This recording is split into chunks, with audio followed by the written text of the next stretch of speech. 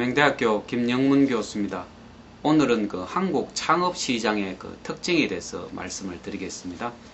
한국에서 창업시장은 IMF를 계기로 크게 발전되고 또 다양화되고 있다고 할 수가 있죠. 그럼에도 불구하고 너무 급속하게 이렇게 발전이 되는 그 이면에 여러 가지 부작용들이 참 많이 나타나고 있다라는 것을 말씀을 드릴 수가 있습니다. 그래서 다른 나라에 비해서 굉장히 급격하게 그리고 다양하게 변하고 그 와중에 실패하는 창업자들이 굉장히 많이 늘어나고 있다. 그래서 어떻게 보면 상당히 조심해서 이렇게 창업 준비를 해야 되고 또 창업 시장에 뛰어들어야 되는 것이 한국 창업 시장의 특징이라고 할 수가 있는데, 그 중에서도 몇 가지를 조금 말씀을 드리면요. 먼저 평생 직장에 대한 사고가 이제 변하고 있다는 거죠. 이제 한국에서 이제 평생 직장이라는 개념 없습니다.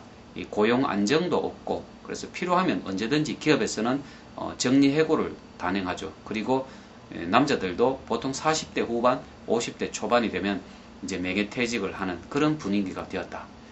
그렇게 본다면 만약에 50대 중반까지 직장 생활을 했다고 할지라도 그 이후에 이제 무엇을 할 것인가 하는 이야기죠. 그렇게 보면 퇴직금 가지고 평생 동안 먹고 산다, 편안하게 살아갈 수 있다라는 것은 이제는 빈말이 되었다는 것입니다. 그래서 이 조기 퇴직, 그리고 고용에 대한 불안, 또 평생 직장이 존재하지 않기 때문에 이제는 누구나 창업을 해야 되는 시대가 아닌가, 결국은 창업을 해야 되는 것이 아닌가라는 이런 생각을 한번 해보게 됩니다. 자, 두 번째는 창업 연령이 계속 낮아지고 있다고 할 수가 있습니다. 과거에 창업하면 나이가 참 많이 들어서 하게 됩니다. 직장 생활도 좀 많이 하고 어느 정도 자본력도 갖고 있고 또 다양한 경험, 노하우를 갖고 있는 분들이 이제 창업을 많이 했는데, 요즘은 이제 20대, 30대에서 창업이 참 많이 일어나고 있다는 겁니다. 사실은 취업도 좀 힘들고, 또 요즘 이제 젊은이들은 컴퓨터와 인터넷을 잘 다루기 때문에 또 이렇게 다른 나이 드신 분들에 비해서 쉽게 좀 창업 시장에 뛰어들 수가 있더라는 거죠. 지금 각 대학교도 창업 강좌가 많이 열리고 있고, 창업 관련 동아리, 또 전국의 창업 보유센터들이 대부분 대학 내에 설치되어 있어서 대학생들이 창업과 관련된 여러 가지 환경에 많이 접할 수가 있어서 창업 연령이 자꾸 낮아지고 있다. 창업 연령이 자꾸 낮아지고 있다는 것은 나이가 드신 분들에게는 상당히 위협적인 요인이 될 수가 있습니다. 젊은이들하고 경쟁을 해야 된다는 거죠. 경험과 노하우는 나이 드신 분들이 앞서겠지만 패기, 그리고 컴퓨터와 인터넷 실력은 오히려 젊은 사람들이 더 낫기 때문에 젊은이들하고 이렇게 지나치게 경쟁을 하는 것은 때로는 조금 한번 생각해 볼 필요가 있다는 거죠. 그래서 나이가 드신 분들은 가능하면 젊은이들이 뛰어들지 않는 어떤 새로운 시장을 좀 찾아가는 것이 필요하다는 거죠. 어쨌든 요즘 창업의 연령이 상당히 많이 낮아지고 있는 것이 사실이죠. 자, 세 번째는 소자본 창업이 크게 등장을 하고 있고, 또 소자본 창업과 관련된 아이템들이 많이 나타나고 있는데, 아직도 창업하면 돈이 많아야 되고 기술이 있어야 되고 큰 점포 또 공장이 있어야 되는 것처럼 생각한다면 그 선입관을 조금 버리시면 좋을 것 같습니다. 제가 98년도부터 창업 쪽에 일을 하면서 늘 생각하는 거는, 창업은 기술이 별로 필요하지 않는 것이 아닌가, 돈도 별로 없어도 되는 것은 아닌가, 단지 본인이 정말 열심히 하고자 하는 마음, 그리고 어떤 컴퓨터와 인터넷에 대한 지식, 또 창업 이론 실무 지식 정도 갖추면 누구나 한번 뛰어들 수 있는 것이 창업이라는 거죠. 소자본으로 창업을 할 수 있다는 것은 수익도 상대적으로 적다라는 것을 의미합니다. 그렇기 때문에 소자본 창업자들 같은 경우는 너무 많은 수익을 처음부터 기대하지 마시고요. 조금씩 수익을 늘려간다는 생각을 하면 좋을 것 같아요. 저는 처음 창업하시는 분들에게 이런 이야기해요. 첫 달에는 5만 원을 목표로 한번 해봐라. 그러면 이제 많은 분들이 그거 벌라고 창업하느냐고, 차라리 집에서 땅 파는 게 낫지, 이런 말씀 하시는데, 첫 달에 5만 원에서 매달 2배씩 증가를 한번 시켜 보십시오. 자, 두 번째 달은 10만 원이 되겠죠?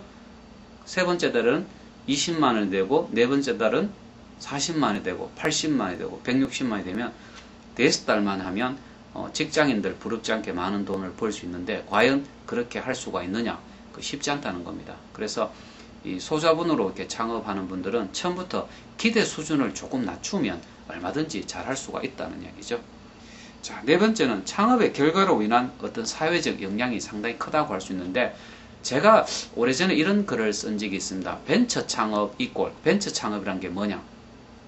가계 파산, 돈 다 날린다는 거죠. 두 번째, 신용불량자, 신용불량자가 될 수 있고, 세 번째는 가정 파탄, 가정이 파탄날 수 있다는 겁니다. 즉 말씀드려서 창업 함부로 하면 가계 파산 더하기 신용불량자 더하기 가정 파탄까지 갈 수가 있다. 사회적으로 미치는 영향이 굉장히 크다라는 것은 창업은 철저하게 준비, 그리고 본인이 정말로 창업에 대한 자질이 있는가, 이런 것들을 고려해서 신중하게 좀 접근을 할 필요가 있고, 저는 좀 멀리 내다보면 좋겠어요.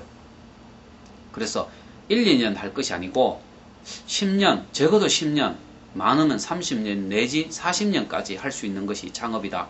그 정도 할 것이라고 생각하면 하나하나 준비하고 철저하게 계획하고 준비해서 가도 된다는 거죠. 토끼와 거북이의 경주를 생각해 보시면 간단하다는 겁니다.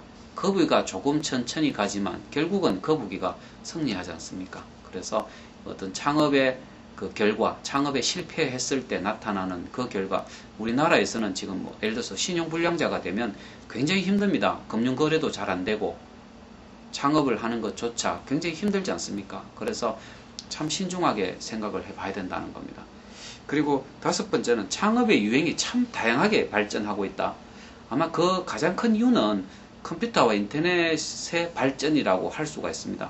컴퓨터와 인터넷이 없었던 시대하고 지금은 굉장히 큰 차이가 있죠. 창업의 유행 형태가 굉장히 많이 변했다는 겁니다. 그러면 획기적인 기술이라고 할 수 있는 컴퓨터와 인터넷을 반드시 해야 됩니다. 그것을 잘 모르기 때문에 그런 분야 말고 다른 분야를 좀 그런 분야 없느냐, 그렇게 좀 말씀하시는 것은 저는 굉장히 곤란하다고 생각하거든요.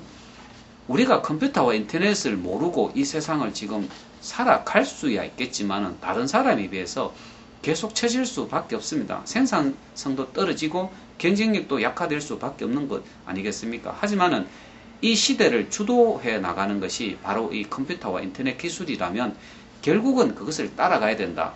자, 컴퓨터 인터넷만 잘하면 굉장히 다양한 분야의 창업 아이템들을 만날 수가 있다는 것입니다. 그래서 그거 조금 좀 배우기 불편하고 그렇다고 해서 컴퓨터 인터넷 하지 않는 좀 더 이렇게 좀 쉽게 할 수 있는 그런 분야 찾지 마시고요. 결국은 좀 도전을 한번 해 보시라는 겁니다. 그래서 오늘은 제가 한국 창업 시장의 어떤 특징을 이렇게 조금 말씀드리는데, 여기에 이제 한 가지가 더 붙인다면, 이제 처음에 서두에도 말씀드린 것처럼 우리나라 창업 시장이 굉장히 급격하게 변하고 또 소비자들의 입맛, 소비자의 기호가 굉장히 또 자주 변한다는 거죠. 그래서 그렇기 때문에 이 창업을 준비하시는 분이나 지금 창업을 하고 있는 분도 현재 우리나라가 어디에서 어디로 가고 있는지, 소비자는 어떻게 변하고 있는지, 이런 것들을 좀 늘 체크하는 것이 필요하다는 이야기입니다. 예, 그래서 오늘은 이 정도로 마치도록 하겠습니다. 감사합니다.